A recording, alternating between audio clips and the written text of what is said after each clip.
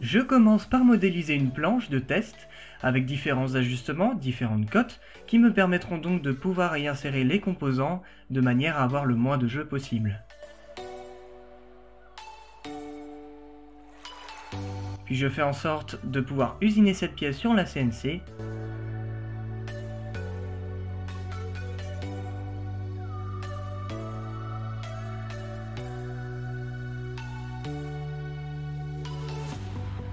Et je lance l'usinage, qui a été relativement long à cause de la petite fraise que j'utilise, mais qui me permet d'avoir un meilleur rendu qu'une plus grosse fraise.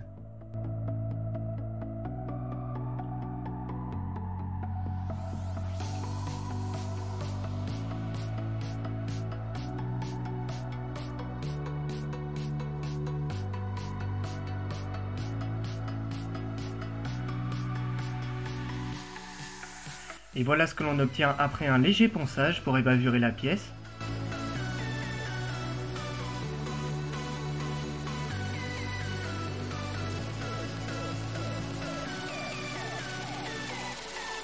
On va désormais pouvoir insérer les composants et trouver les meilleurs ajustements pour chacun d'entre eux.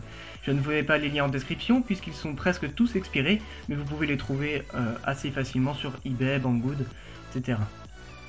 J'utiliserai donc un voltmètre ampèremètre qui pourra mesurer jusqu'à 100 volts 10 ampères, ce qui sera largement suffisant pour ma table de tir. Pour activer cette dernière, on aura besoin d'un interrupteur à clé, et là, j'avoue que je peux pas trop vous le conseiller, puisqu'il me paraît vraiment très fragile, les clés sont pas pratiques, bref, c'est pas un très bon achat. Et là vous pouvez voir par exemple que le trou est trop large. On préfère le trou le plus serré afin d'avoir le meilleur ajustement.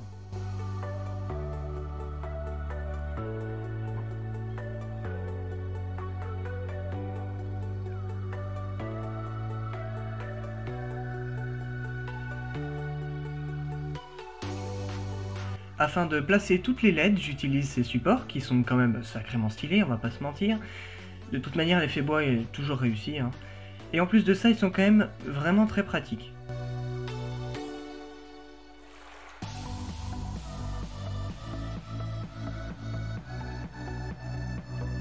Et enfin, une erreur que j'ai pu faire, c'est de choisir ces interrupteurs, puisqu'ils sont bien trop imposants, et en plus, ils sont faits pour du 250 volts. C'est pas les plus adaptés, mais au moins ils restent jolis dans le thème de ma table de tir, donc ça fera quand même l'affaire.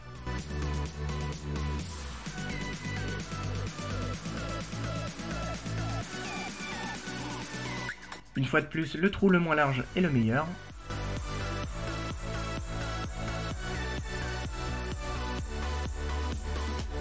Et la plaquette en aluminium on-off donne un aspect beaucoup plus fini, et je crois d'ailleurs que c'est pour ça que j'ai vraiment choisi ces interrupteurs là.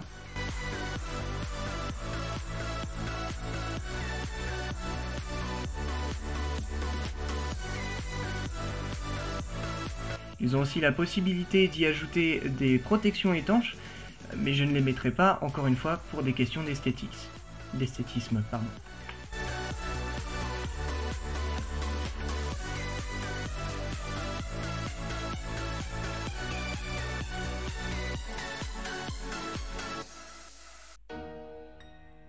Il est temps de fabriquer les lignes qui relieront les modules à la table de tir.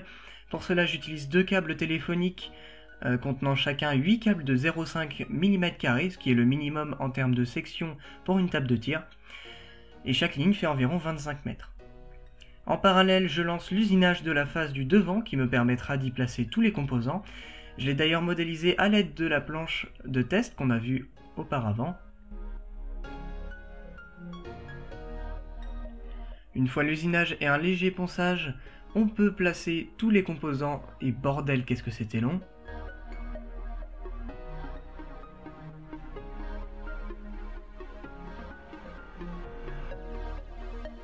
Il est donc temps de faire les soudures le plus proprement possible puisque je veux une table pyrotechnique fiable.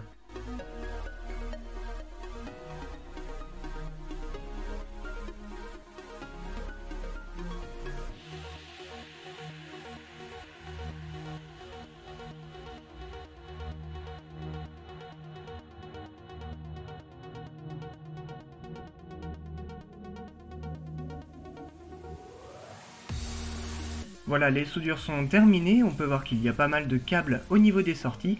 C'est bien grâce à tous ces câbles que je peux multiplier les lignes, je n'ai donc que 30 interrupteurs sur cette table et pourtant je me retrouve avec 60 voire 90 lignes. La table étant terminée, je me lance dans l'électronique des modules. On trace les trous à percer et on les perce afin d'y insérer les borniers qui ne sont autres que des borniers d'amplificateurs.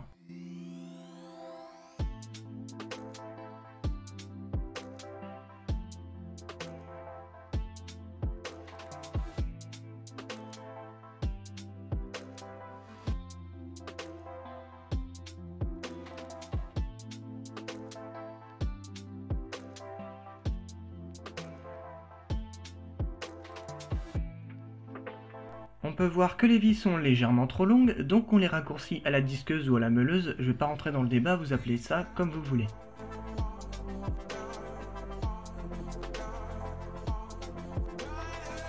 Et on prépare la planche pour la peinture.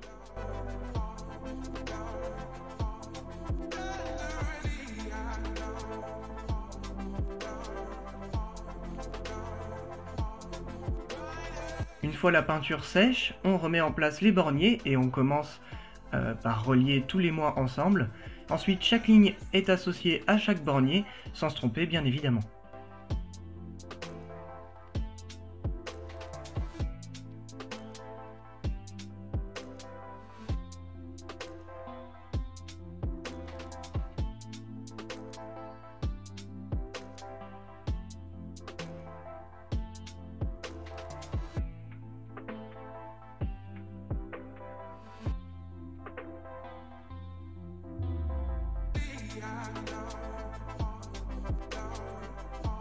Et pour le style, j'y ajoute des informations grâce à des étiquettes que j'ai pu imprimer, plastifier et que je colle pour être sûr qu'elles ne bougent plus.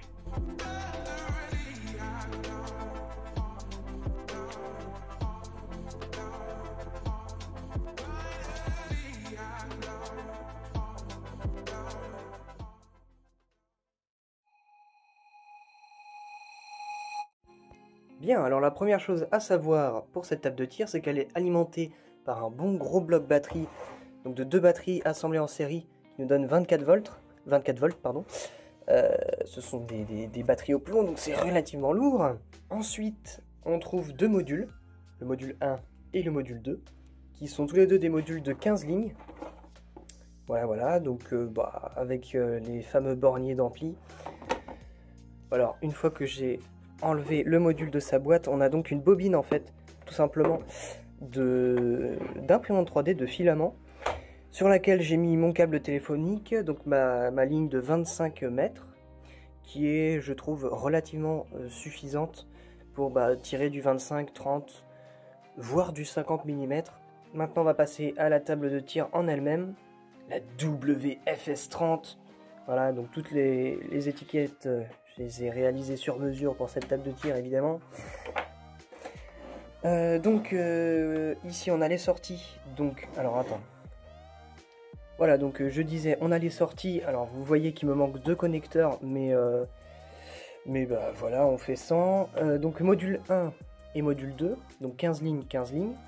Module 3 et module 4, 15 lignes et 15 lignes. On branche ces connecteurs et on est capable de sortir les 15 lignes dessus. Bref. Alors, on a la possibilité aussi d'ajouter une petite lampe des familles. Alors, je sais pas si elle sera très utile parce qu'en soi, normalement, on est quand même censé avoir des lampes frontales, c'est un peu plus pratique. Mais voilà, j'ai voulu rajouter ça. Donc, la première chose à faire est donc de brancher, hop, ces connecteurs à la batterie. Dès le moment où on branche la batterie, on a une petite LED rouge qui s'allume qui nous dit que la batterie est branchée sur la table de tir. Bien, donc du coup, une fois que la batterie est branchée, on peut activer cette magnifique petite LED qui allume. Alors, elle est suffisante, hein. Dans le noir, on voit relativement bien ce qui se passe. Voilà, évidemment, j'ai un éclairage assez puissant au-dessus qui fait que ça sert pas à grand-chose. Bien, donc une fois que la batterie est branchée, on peut effectivement mettre l'interrupteur à clé. Allez hop, on met ça sur on. Voilà, donc là on a la tension de la batterie qui est affichée. Donc là 24 volts 5. Ici, la consommation en temps réel, plus ou moins. On a aussi une espèce de roulette voilà, pour sélectionner les modules. Évidemment, puisque je n'ai entre guillemets que 30 voix sur la face de cette table de tir. Et pourtant, vous l'aurez remarqué, on peut mettre jusqu'à 90 lignes. Voire plus hein, si j'ai envie, mais ça servirait strictement à rien. Déjà 60, ce serait juste énorme.